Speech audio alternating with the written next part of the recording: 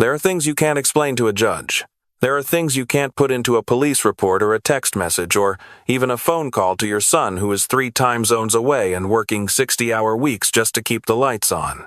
There are feelings that live in your chest like a splinter you can't reach, and no matter how many times you tell yourself you're overreacting, that you're just a worried old man, that feeling does not go away. That's what I had the morning my daughter-in-law sent me that message. I should back up. My son Marcus has 2 children. Noah, who just turned 10, and Lily, who was 7. Smart kids. Good kids. Noah has his father's laugh and his grandmother's stubbornness, and Lily used to run to the truck every time I pulled into the driveway, her arms already up before I even opened the door. Every single time, like she'd been counting the minutes. Marcus divorced their mother, Donna, about 2 years ago. It wasn't a clean split. It never is when there are children involved, and it's never clean when one person in the marriage has a way of making you feel like your memory is broken. Marcus would tell me things, Donna said, things she did, and then 2 days later she'd be standing in my kitchen smiling like nothing happened, and he'd be the one apologizing. I watched it for years. I didn't say enough. That's something I have to live with. After the divorce, Donna got primary custody. The court gave Marcus every other weekend and 1 evening a week. He was devastated, but he was also trying to hold down his job and pay child support and keep himself from falling apart entirely, so he took what they gave him and he made the most of it.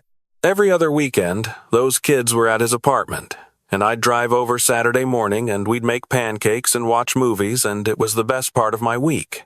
Then Marcus got offered a position in Seattle. Better pay, better hours, a real chance to build something. He took it. He had to. And suddenly every other weekend became video calls, and the 1 evening a week became a scheduling negotiation with a woman who had made an art form out of being inconvenient. I became the point of contact. Marcus asked me to check in on the kids when I could, take them to the park on my designated Sunday visits, make sure they were okay. Donna tolerated this because the court order included grandparent visitation, and because tolerating it was easier than fighting it in front of a judge. For a while, things were manageable. Donna had moved in with a man named Derek about 8 months after the divorce. I didn't like him from the first handshake. Too smooth. The kind of man who always has a reason for everything, and none of the reasons are ever his fault. But disliking someone is not evidence. I kept my mouth shut, and I showed up on my Sundays, and I took Noah and Lily for ice cream into the park, and I noticed things. I noticed that Lily had stopped running to the truck. I noticed that Noah answered questions carefully, like he was checking each word before he let it out. I noticed that neither of them mentioned Derek by name anymore. They used to call him by his name, then they started saying him or just going quiet. I mentioned it to Marcus on the phone. He said he'd noticed it on the video calls too. We talked about it the way you talk about a problem when you don't have enough proof to do anything but worry. We decided I'd keep watching. Then, about 6 weeks ago, my Sunday visit got canceled. Donna texted me, "Noah is sick, not a good time." I said fine. The following Sunday, she texted again. "We have plans. Try next week. The week after that, no response at all." I called. She answered on the 3rd try, and she told me, very calmly, that the kids were going through an adjustment period and that she thought it was best if visits were paused for a little while. I told her she couldn't do that. She said she could do whatever she thought was best for her children. I told her I'd call my son. She said go ahead. Marcus called a lawyer. The lawyer said we'd need to file a motion. It could take 6 to 8 weeks, and in the meantime there wasn't much we could do unless we had evidence of harm. I didn't have evidence of harm. I had a feeling in my chest like a splinter I couldn't reach. 5 weeks passed. Then I got a text from Donna on a Friday evening. It said, "Come Saturday before noon, or don't bother. I'm donating the kids' stuff from your place. Toys, clothes, whatever Marcus left for them. If you want it, come get it.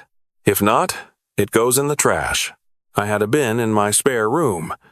Toys Noah had picked out, a stuffed rabbit Lily had named Gerald that she left at my house because she said it was safer there. I stared at that message for a long time. The text said Saturday before noon. I drove there Friday night. I've asked myself many times why I did it that way. The simple answer is that something told me to. Not a voice, not a vision.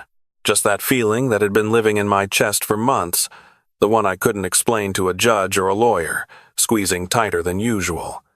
It was 8:30 in the evening. I told myself I'd just drive by. I told myself I just wanted to see the house, see that the lights were on, see that things looked normal. The lights were on. I could hear music from the front porch. Something loud and thumping. I could see moving shapes through the front curtains. People in the living room, more than two. Donna and Derek were having company. I sat in my truck for a few minutes. I told myself to drive home, call Marcus, wait for the lawyer. I put my hand on the key. Then I heard something. It was faint, and at first I thought I imagined it. The music from inside was loud enough that I shouldn't have been able to hear anything else. But there was a gap between songs, just a few seconds. And in that gap, I heard what sounded like a voice. Not music, not television. A voice, outside, coming from the back of the house. I got out of the truck. I walked around the side of the house slowly, staying close to the fence. The yard was dark. Donna had a detached garage at the back of the property, old wood siding, padlock on the door. I'd never been inside it. Marcus had mentioned once that Derek used it as a workshop.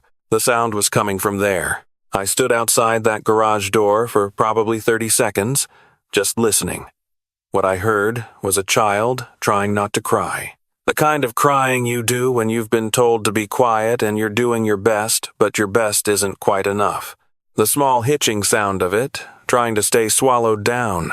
I said Noah's name, quietly, right up against the door. The crying stopped. I said it again. His voice came back through the wood, thin and shaking, and he said, "Grandpa?" I asked him if the door was locked from the outside. He said yes. I asked him if he could step back from the door. He said yes. I found the padlock, looked at it for about 3 seconds, and then went back to my truck and got the tire iron out of the back. It took me 4 tries. I'm 63 years old and I was shaking. But the latch pulled free from the wood on the 4th swing and I got the door open. Noah was inside. He was sitting on the concrete floor in the back corner of the garage, and his left wrist was fastened to a metal shelf bracket that had been bolted into the wall stud. Not handcuffs. It was a zip tie, thick, the industrial kind. His wrist was raw underneath it. I want to be precise about how I felt in that moment because I think it matters. I did not feel panic. I did not feel rage. Both of those things came later. What I felt in that first moment was a terrible, crashing clarity. Like every vague worry and dismissed instinct of the past 2 years suddenly had a name. I pulled out my phone and I took pictures before I touched anything.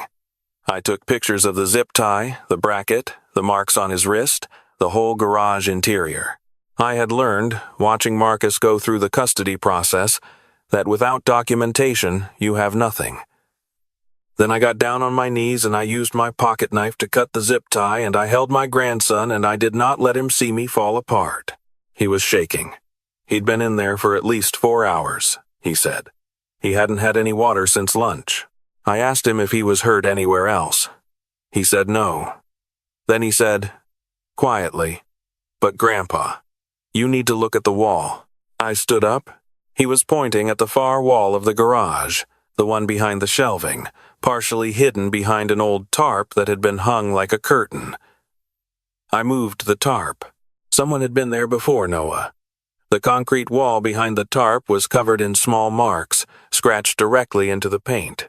Lines in groups of 5, tally marks, the kind you make when you're counting days.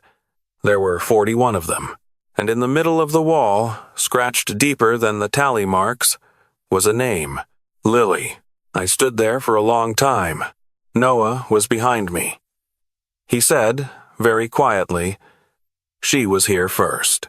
I turned around and I looked at my grandson and I said, carefully, "Where is Lily now, Noah?" He looked at the floor. "They said she fell," he said, "in December, on the stairs.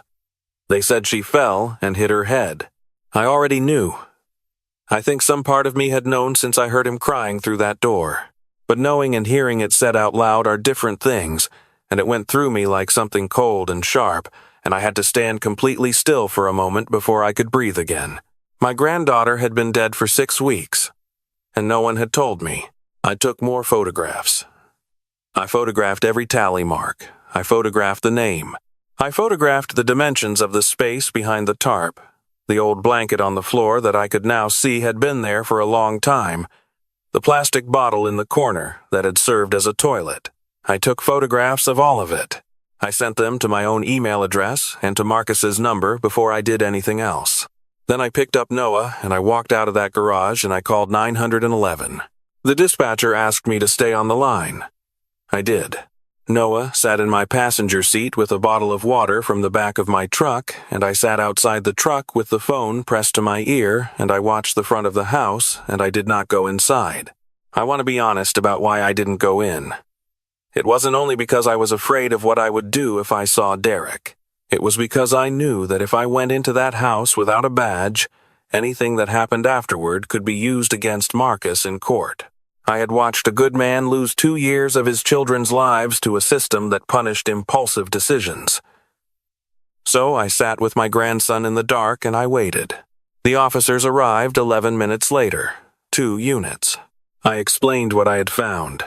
I showed them the photographs on my phone. I walked them to the garage. I watched one of them crouch down and look at the tally marks on the wall, and I watched her face change.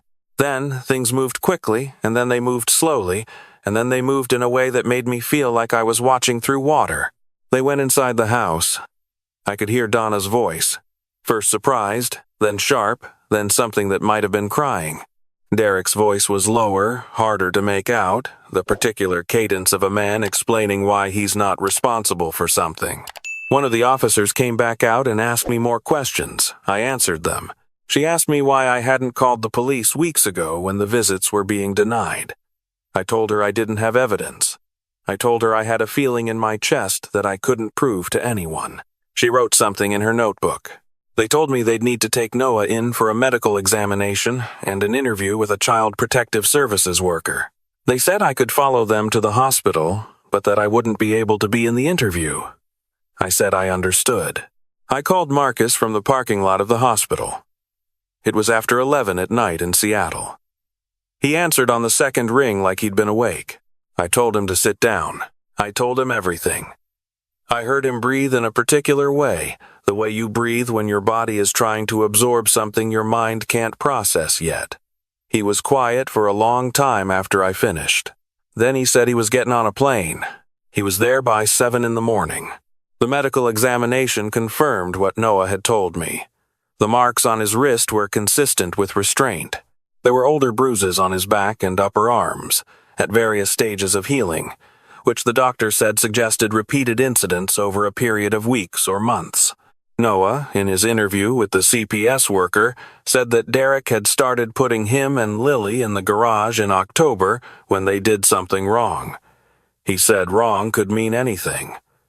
Leaving a cup on the counter, talking too loud, asking for something a second time. He said Lily had been put in the garage for 6 days straight in early December. He said one night he could hear her coughing through the wall of the house. 2 days after that, they told him Lily had fallen on the stairs. The medical examiner's report on Lily, which had been ruled accidental at the time, was reopened. Her death had occurred in December, the same December the tally marks ended. The examiner found injuries inconsistent with a fall on stairs. The bruising pattern, the angle, the nature of the trauma, none of it matched what Donna and Derek had reported. Donna was arrested 3 days after I broke that padlock. Derek was arrested the same morning. They were charged separately. I will not list the charges here because I don't think naming them does anything except make your mouth taste like something terrible. The trial took 14 months. I sat in that courtroom for most of it. Marcus sat beside me when he could, when his schedule allowed, but he was also dealing with what Noah was dealing with, which was its own long and difficult road. Noah had nightmares for months. He was afraid of small rooms. He was afraid, for a while, of being left alone in any room at all. He saw a therapist 3 times a week, A woman with a quiet voice who Marcus said was very good. And slowly, some of the light came back into his eyes. Donna's attorney argued that Derek had been solely responsible, that she hadn't known the extent of what was happening in the garage, that she was a victim of his manipulation as much as the children were.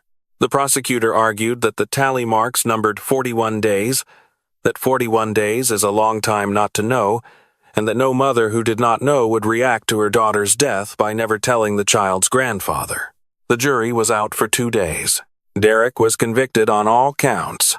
He was sentenced to 50 years without the possibility of parole. He was 51 years old when the sentence was handed down. The math is simple enough. Donna was convicted on multiple counts as well. She was sentenced to 35 years. Her attorney is appealing. I don't know what will come of that.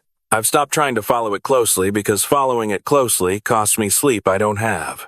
What I can tell you is what a man named Raymond, who spent 22 years working as a corrections officer at the state facility where Derek was transferred, told me about what happens to men who harm children inside those walls. He said those men eat alone. He said they walk alone. He said recreation time is something they participate in at their own considerable risk. He said the informal code of that population is older than any law he ever enforced, and it is not kind. I don't take comfort in that exactly. I want to be honest about that. I don't think suffering in prison undoes what happened to Lily. I don't think it brings back the little girl who used to run to my truck with her arms already up. But there is something in me, something old and not entirely civilized, that finds a grim and necessary acknowledgement in it. Noah is 12 now. He still has his father's laugh. It went away for a long time, but it came back. Last summer, he and Marcus came to visit me for 2 weeks, and on the last day, he helped me build a raised garden bed in the backyard, the kind with cedar planks and corner brackets, and he worked carefully and precisely, and he told me he'd looked up how to do it on YouTube the night before so he'd know what he was doing. That's Marcus's kid. That's my grandson. He doesn't talk about what happened very often. When he does, it's usually at night, when we've been sitting on the porch a long time, and the conversation has gone quiet in that particular way that means something is being considered. He'll say something small. He'll ask a question. And I try to answer honestly, because he's earned honesty, because dishonesty is what adults practiced on him when he was small and helpless, and it cost him more than it should have cost any child. He asked me once if I felt guilty. I said about what? He said about not coming sooner. I said yes. I said I thought about it almost every day. I said that what happened to his sister was not the fault of one person's delay, that there were systems and courts and a custody order and a man who was very skilled at appearing normal, but that none of that made the guilt go away completely, and I wasn't sure it should. He nodded. He sat with that for a while. Then he said he was glad I came when I did. I had to look away from him when he said that. I looked out at the yard, at the cedar planks of the garden bed we'd built together, and I let a minute pass before I trusted my voice again. There's something I think about, some question I've turned over more times than I can count. I think about what would have happened if I hadn't gone that Friday night. If I'd waited until Saturday, the way the text said. If I'd let the hour in the dark talk me out of it the way sensible people are supposed to be talked out of things they can't explain. I think about Noah sitting on that concrete floor through another night. I think about all the ways the story could have gone differently. I think about a little girl who scratched 41 marks into a wall to tell the world she had been there, that she had counted, that she existed. 41 days, and not a single adult who was supposed to protect her did what they were supposed to do. I was supposed to protect her. I know that. I live with that. I also know that the night I heard my grandson trying not to cry through a wooden door in the dark, I didn't ask myself whether I had proof. I didn't wait for a lawyer or a court order or someone in a position of authority to tell me it was acceptable to act. I used a tire iron and I broke a padlock and I went in. Sometimes that's what it takes. Sometimes the system needs time that the children don't have. I don't tell this story to be a hero. I'm 63 years old and I drive a truck that needs new shocks and I garden on weekends and I talk to my grandson on the phone every Sunday evening. I'm not a hero. I'm a grandfather who got there when it mattered. But if you are reading this and there is something in your chest that you can't explain, some feeling you've been calling paranoia or overreaction, or the worry of an old man who doesn't understand how things work anymore, I want you to listen to it. Don't wait for proof that is clean enough for a judge. Don't wait until you can explain it. The children in your life who cannot advocate for themselves are counting on the adults around them to trust what they feel in their chest, even when they can't name it, especially then. Go. Look. Ask questions. And if you have to break a padlock, break a padlock. The lumber for a new door costs less than you think. The cost of not going is something else entirely.